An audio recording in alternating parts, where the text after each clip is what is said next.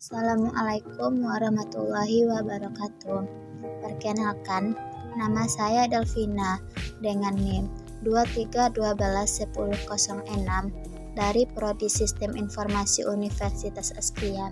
Di sini saya akan menjelaskan tentang Haji Wada dan sikap para sahabat terhadap wafatnya Nabi Muhammad SAW. Yaitu Haji Wada. Yang pertama, pengertian Haji Wada. Haji Wada adalah haji yang dilaksanakan oleh Rasulullah SAW pada tahun 10 Hijriah. Dinamakan demikian karena ketika saat itu Nabi Muhammad SAW berpamitan dengan umatnya dengan pernyataan perpisahan beliau. Setelah Fatu Mekkah pada 12 Ramadan 8 Hijriah, Nabi SAW baru mengerjakan haji bersama 100.000 sahabat pada tahun ke-10 Hijriah yang disebut Haji Wada. Nabi wafat 3 bulan setelahnya.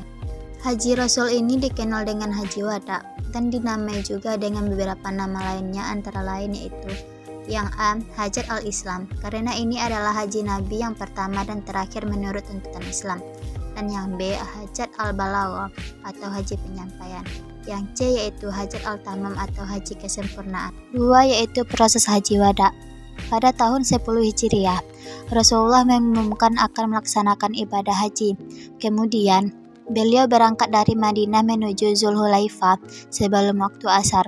Rasulullah mandi, berihram dan melaksanakan sholat zuhur sebelum melanjutkan perjalanan dengan mengendarai unta Quswa. Setelah 8 hari, Rasulullah tiba di Mekkah melalui Tauf dan Sya'i, tetapi tidak melakukan tahallul karena hajinya Qiran. Pada tanggal 8 Zulhijjah, yaitu hari Tarwiyah, Rasulullah menuju Mina. Di sana beliau sholat zuhur hingga fajar. Di sana telah berkumpul sekitar 144.000 manusia. Maka di sana beliau sampaikan khutbahnya. Setelah khutbah, turunlah Quran surat Al-Maidah ayat 3 yang menandakan kesempurnaan agama Islam.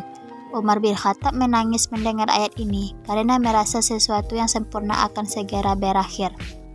Rasulullah melanjutkan manasik haji, termasuk melempar jumrah Aqobah, menyembelih hewan kurban dan tawaf wada. Beliau juga berkhutbah lagi pada hari tasyrik. Selesai melaksanakan semua manasiknya, beliau menyerukan rombongan untuk kembali ke Madinah. Hari menjelang wafatnya Nabi Muhammad SAW. Yang pertama yaitu pasukan perang terakhir. Pada bulan Safar tahun 11 Hijriah, Rasulullah menyiapkan pasukan besar untuk menghadapi ancaman Romawi dan mengembalikan kepercayaan suku-suku Arab di perbatasan.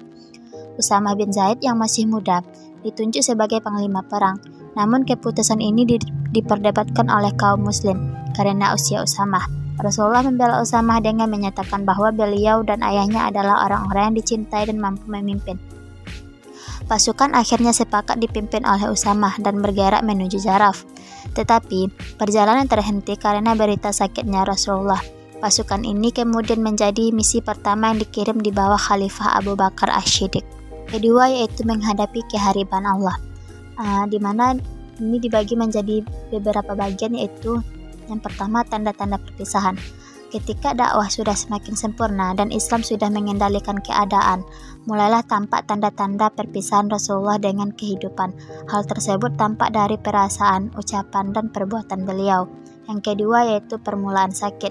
Pada tanggal 29 Safar, tahun 11 Hijriah, hari Senin, Rasulullah menderita sakit kepala dan merasakan panas yang sangat. Begitu seterusnya Rasulullah menderita sakit selama 13 atau 14 hari.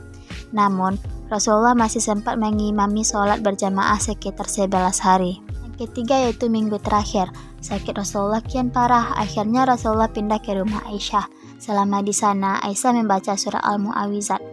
Dan yang keempat yaitu 5 hari sebelum meninggal. 5 hari sebelum meninggal, panas Rasulullah bertambah. Sakitnya makin keras. Beliau minta para sahabatnya untuk menyiramkannya.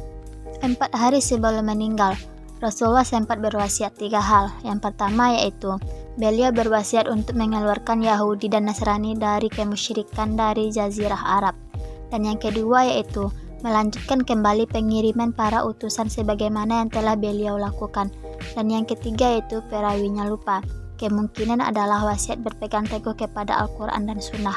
atau meneruskan pengiriman pasukan Usamah atau wasiat tentang sholat atau memperhatikan budak.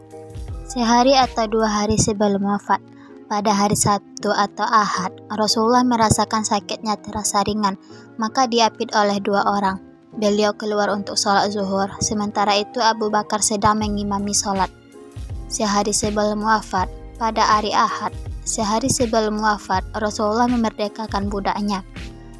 Hari terakhir dalam kehidupan Rasulullah, hari itu, hari Senin, ketika kaum muslimin sholat subuh diimami oleh Abu Bakar, Rasulullah membuka tirai rumahnya untuk melihat mereka. Beliau tersenyum dan tertawa. Yang terakhir yaitu sakratul maut. Peristiwa tersebut terjadi pada waktu duha, hari Senin 12 Rabiul Awal, tahun 11 Hijriah, tepat pada usia Rasulullah 63 tahun lebih 4 hari. Selanjutnya itu tempat Nabi Muhammad wafat dan dimakamkan. Yang pertama itu pengurusan jenazah Rasulullah. Setelah wafatnya Rasulullah, para sahabat berselisih mengenai siapa yang akan menjadi khalifah. Terjadi perdebatan antara golongan Ansar dan Muhajirin di Tasqifah Bani Sa'idah, hingga akhirnya mereka sepakat memilih Abu Bakar As-Siddiq sebagai khalifah. Setelah itu, pada hari Selasa, jenazah Rasulullah dimandikan oleh keluarganya tanpa melepas kain yang menyelimutinya. Kemudian, mereka mengkafani beliau dan memutuskan untuk memakamkannya di tempat beliau wafat, sesuai sabda Rasulullah. Kaum muslimin menyolatkan jenazah beliau secara bergantian dan pengurusan selesai pada malam Rabu. Sikap para sahabat terhadap berita wafatnya Nabi Muhammad SAW. Para sahabat dilanda kesedihan mendalam. Berita wafatnya Rasulullah segera tersebar ke seantero Madinah. Anas berkata, "Tidak pernah aku melihat hari yang lebih bersinar terang kecuali saat Rasulullah datang ke negeri kami. Dan tidak pernah kami melihat hari yang lebih kelam dan gelap kecuali hari wafatnya Rasulullah." Ketika meninggal, Fatimah berkata, "Wahai bapakku, engkau telah memenuhi panggilan Rabbmu. Wahai bapakku, surga Firdaus tempatmu. Wahai bapakku, kepada Jibril kami kabarkan kematianmu." Sikap Umar bin Khattab. Umar bin Khattab pada awalnya tidak dapat menerima berita yang sangat mengejutkan tersebut. Yang kedua yaitu sikap Abu Bakar As-Siddiq. Adapun Abu Bakar, ketika mendengar berita tersebut, beliau menuju masjid, kemudian masuk ke rumah Aisyah, lalu menuju jenazah Rasulullah yang telah ditutup kain seluruh tubuhnya. Beliau singkap mukanya dan beliau cium seraya menangis. Baiklah, itulah yang dapat saya sampaikan pada materi saya. Adapun kesimpulan yang dapat kita ambil dari materi tersebut yaitu Haji Wada adalah haji yang dilaksanakan oleh Rasulullah SAW pada tahun 10 Hijriah. Dinamakan demikian karena ketika saat itu Nabi SAW berpamitan dengan umatnya dengan pernyataan perpisahan beliau. Ketika dakwah sudah semakin sempurna dan Islam sudah mengendalikan keadaan, mulailah tampak tanda-tanda perpisahan Rasulullah dengan kehidupan. Hal tersebut tampak dari perasaan, ucapan, dan perbuatan beliau. Ketika Rasulullah masih melihat kesewenang-wenangan penguasa Romawi dan kesombongan mereka, beliau menyiapkan pasukan besar untuk dikirim ke Romawi pada bulan Safar tahun 11 Hijriah untuk menakut-nakuti Romawi dan mengembalikan kepercayaan bangsa Arab dan suku-suku perbatasan yang sudah berpihak kepada Rasulullah. Usamah bin Zaid ditunjuk sebagai panglima perang.